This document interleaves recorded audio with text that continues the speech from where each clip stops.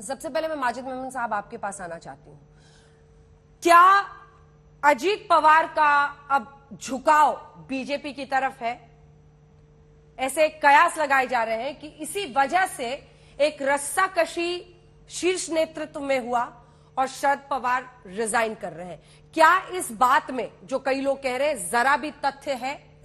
और दूसरा हिस्सा, क्या आपको लगता है शरद पवार मान जाएंगे या फिर वो अपना फैसला नहीं पलटने वाले हैं? माजिद साहब देखिए अंजना जी, आपके दूसरे सवाल का जवाब मैं पहले दूंगा कि जितना शरद पवार से हम परिचित हैं, तो 10-15 साल हमने उनके साथ बिताए हैं, बहुत करीब भी साथ में पक्ष में काम किया है। तो उस आधार पर मैं आपके दर्शकों को ये कहना चाहूँगा कि शरद पवार शायद अपना फैसला न बदलें। हालांकि बहुत ही शोर हो रहा है, बहुत मातम हो रहा है, और अजीत पवार ने तो ये कह दिया कि वो उनके चाचा फैसला नहीं बदलेंगे, जबकि पार्टी के बाकी जितने नेता हैं उनका ये कहना है कि हम मजबूर करेंगे उन्हें।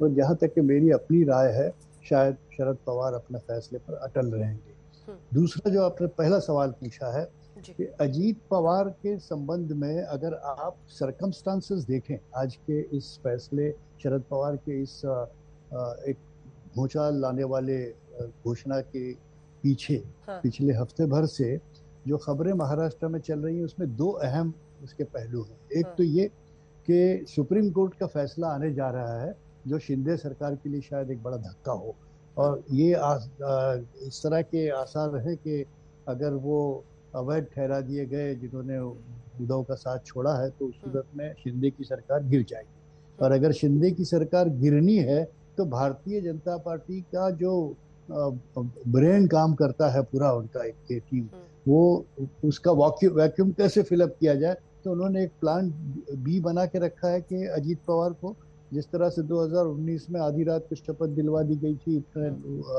उप मुख्यमंत्री बनाकर, उस तरह से अब की बार मुख्यमंत्री बनाकर भी हम उनको सरकार फिर से बनाने के लिए तैयार हैं। ये खबरें चल रही पिछले 8 दिनों से, और हमने देखा कि अजीत पवार के चाहने वाले कार्यकर्ता जो है एनसीपी के, उन्होंने पोस्टर्स भी लगा दिए थे कि he is the best chief minister etcetera.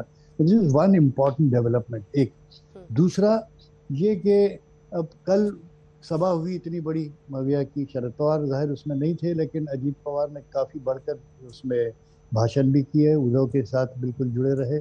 मगर ये अब सवाल ये पैदा होता है कि क्या चचा भतीजे में आपसी मतभेद के कारण शरद पवार जी ने ये फैसला लिया?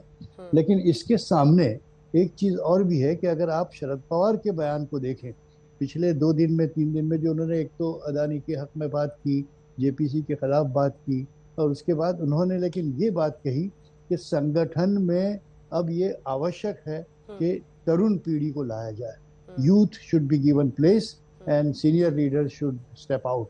तो ये अगर वो बयान उनका सामने रखते हुए हम सोचें तो शायद ये उनका पहला कदम उन्होंने लिया कि let me lead the example first and then other senior leaders will have to make place for junior. ये भी मुमकिन हो सकता है। लेकिन इन एनी केस मैं आपके दर्शकों को ये जरूर कहूंगा कि शरद पवार साहब के राष्ट्रीय अध्यक्ष के पद से हट जाने से एनसीपी को बड़ा धक्का लगा है। उनके पास उनके कद का कोई दूसरा नेता नहीं है, नेशनल लीडर उनके पास कोई नहीं है। Supriya is not still ready to take the lead. Ajit Pawar is only a regional face. Ajit Pawar is known only in Maharashtra, is a very strong Maharashtra leader, no doubt about it. और उसके अपने तैयार किए हुए कई विधायक हैं महाराष्ट्र में। लेकिन लगभग माजिद साहब कितने विधायक उनके पक्ष में हैं, अगर आप एक रफ नंबर जाहिर हमें बता सकें? 2019 में तो अजीत पवार के साथ 2019 में आपने देखा था कि लगभग 50% of the MLAs are with him. और देखिए एक कयास ये भी लगाया जा सकता है, हालांकि इसमें कितनी सच्चाई है इस पर मैं नहीं कुछ टिप्पणी करूंगा, लेकिन एक कयास ये भी लगाया जाता है कि जैसे 2019 में आधी रात को मुख्यमंत्री की शपथ उन्होंने ले ली, उस तरह से बीजेपी से हाथ मिलाकर शायद अजीत पवार फिर आधे विधायकों को लेकर अब की बार मुख्यमंत्री की शपथ ले लें। क्या कि अंदर से भारतीय जनता पार्टी की तरफ से हो सकता है उन्हें कोई ऐसा सिग्नल मिला हो कि अब की अगर शिंदे सरकार गिर गई और शिंदे के वो जो विधायक हैं वो Disqualify अवैध हो साबित गए। हो गए, हाँ। डिस्क्वालीफाई हो गए, तो उस सूरत में आप वो भरपाई कर लेंगे, तो ठीक आप हमें सरकार की तरह बना ली। ये सारी these are all guessing, guess work. ठीक, आई एम जी, नॉट, बट जी, one thing before I end, जी, अब इससे पहले कि मैं आपसे अनुमति ले ली जा रही हाँ, थी, हाँ, कि शरद पवार का व्यक्तित्व जो है हाँ, वो एक देश के बड़े नेताओं में से है, हाँ, और वो सिर्फ एनसीपी तक सीमित नहीं है। मेरा अपना अनुभव है कि पार्लियामेंट में जब हम साथ बैठा करते थे, 2014 में हम लोगों ने साथ में, मैंने और शरद पवार ने साथ में राज्यसभा की शपथ ली थी।